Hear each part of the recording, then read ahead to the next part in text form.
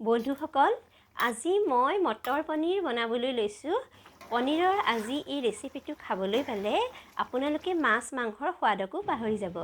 আজি মই পনীৰৰ চিম্পুল কিন্তু বহুত টেষ্টি ৰেচিপি এটা লৈ আহিছোঁ। এনেদৰে এটা বাটিত মই কেইটুকুৰামান ডাঙৰকৈ পনীৰ কাটি লৈছোঁ আৰু এইখিনি মই এখন কেৰাহীত এচামুচ গৰুৰ ঘিউ দি অকণমান ৰঙচুৱা হোৱাকৈ ভাজি ল'ম। প্ৰায় 3 মিনিটমান এনেদৰে ভাজি ল'ম। ঘিউৰ সলনি আপোনালোকে তেলো ব্যৱহাৰ কৰিব পাৰে। পনীৰখিনি ভাজি থাকোঁতে গেছৰ জুইটো অলপ কমাই ল'ব। এয়া চাওক, মোৰ ভজা হৈ গৈছে আৰু এইখিনি এখন প্লেটত মই এনেদৰে কাঢ়ি লৈছোঁ। মই এটা বাটিত আধামান মটৰ লৈছোঁ আৰু এই মটৰখিনি মই আগতীয়াকৈ চাফা কৰি ধুই লৈছিলোঁ। এখন কাঁহীত 2টা ডাঙৰ কেপচিকাম কাটি লৈছোঁ, 2টা ডাঙৰ বিলাহী কাটি লৈছোঁ, 3টা পিঁয়াজ টুকুৰাকৈ কাটি লৈছোঁ, 10-12 ফুটামান নহৰু গুচাই লৈছোঁ আৰু এটুকুৰা আদা লৈছোঁ আৰু জলকীয়া 2টাও এনেদৰে কাটি লৈছোঁ।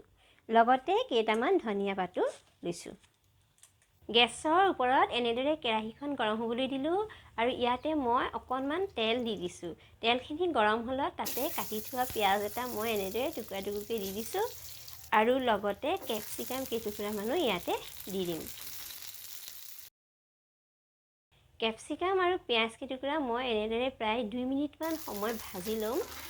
এইখিনি পূৰাকৈ ভাজিব নালাগে, অকণমান ৰঙচুৱা টাইপৰ হ'লেই এইখিনি এখন প্লেটত মই এক্সট্ৰাকৈ থৈ দিম পিছত দিবলৈ। এতিয়া গুচাই থোৱা মটৰকেইটাও মই এনেদৰে এই কেৰাহীখনতে দি দিম। ইয়াত তেল মই প্ৰায় ব্যৱহাৰ কৰাই নাই, কেৰাহীখন গৰমেই হৈ আছে। তাতে এনেদৰে মই মটৰকেইটা কম জুইত 2 মিনিটমান ভাজি ল'ম। ভাজি হোৱাৰ পিছত সেই কেপচিকাম পিঁয়াজ থকা কাঁহীখনতে কাঢ়ি থ'ম। কেৰাহীখনত তেল প্ৰায় নাইকিয়াই হৈ গ'ল, সেইকাৰণে মই ইয়াত আকৌ 2 চামুচমান জোখত তেল দি দিছোঁ।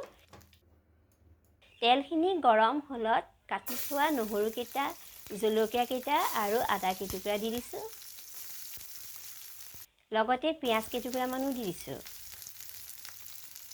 আৰু এইখিনি মই এনেদৰে লৰাই দিছোঁ। ইয়াৰ পিছতে ইয়াতে প্ৰায় 10-12টামান কাজু মই দি দিছোঁ আৰু লগতে বিলাহীখিনিও মই দি দিছোঁ। এনেদৰে প্ৰায় কাজু বিলাহী দি এইখিনি অকণমান ভালদৰে লৰাই মিলাই দিছোঁ আৰু গেছটো মিডিয়াম কৰি ৰাখি 2 মিনিটৰ কাৰণে ঢাকি দিছোঁ। বিলাহীখিনি অলপ কোমল হৈ গ'লেই এইখিনি মই এখন কাঁহীত কাঢ়ি ল'ম আৰু ঠাণ্ডা হ'বলৈ দিম।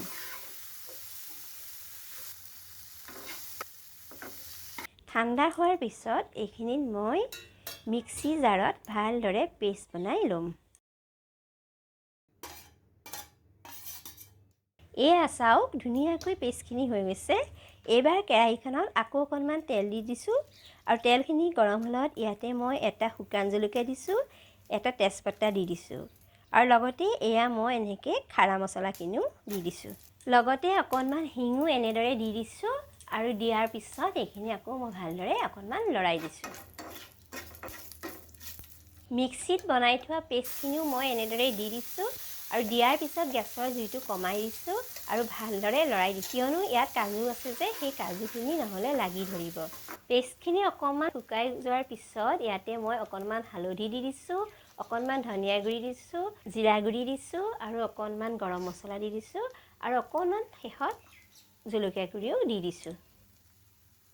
আৰু এইখিনি দি এতিয়া মই লগে লগে ভাল ধৰণেৰে লৰাই দিম আৰু লৰাই থাকিব লাগিব এনেদৰে জুইটো কম কৰি, আৰু যেতিয়ালৈকে এইখিনি ভাল ধৰণে শুকাই নাযায় তেতিয়ালৈকে আমি এনেদৰে লৰাই থাকিম।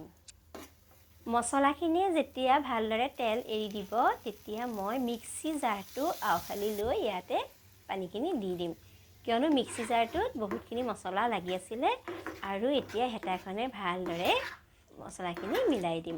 ইয়াত ডাঙৰ গিলাচেৰে মই আৰু এগিলাচ এনেদৰে গৰম পানী দি দিলোঁ, কিয়নো কাজু দি থোৱা আছে, এইখিনি নহ'লে বেছি ডাঠ হৈ যাব। ইয়াৰ পিছতে এনেদৰে ভাজি থোৱা পাচলিখিনিও মই ইয়াত দি দিছোঁ আৰু ভালদৰে লৰাই মিলাই দিম। সোৱাদ অনুসৰি আপোনালোকে এনেদৰে ইয়াত নিমখ দি দিব। এনেদৰে উতলি থাকোঁতে মই এতিয়া পনীৰ কেইটুকুৰাও ইয়াতে দি দিছোঁ। গেছৰ ফ্লেমটো কমাই দিম আৰু 5-6 মিনিটৰ কাৰণে ঢাকি থ'ম। 5 মিনিট হৈ গৈছে। এতিয়া মই এইখিনি উদঙাই চাইছোঁ আৰু ইয়াতে মই অকণমান ঘিউ দি দিছোঁ।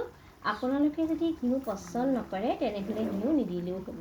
মটৰ পনীৰ ৰেডি হৈ গৈছে আৰু এতিয়া ইয়াতে দুটা মই কেঁচা জলকীয়া কাটি দিছোঁ আৰু অকণমান ধনিয়াও দি দিছোঁ আৰু গেছৰ জুইটো বন্ধ কৰি দিলোঁ।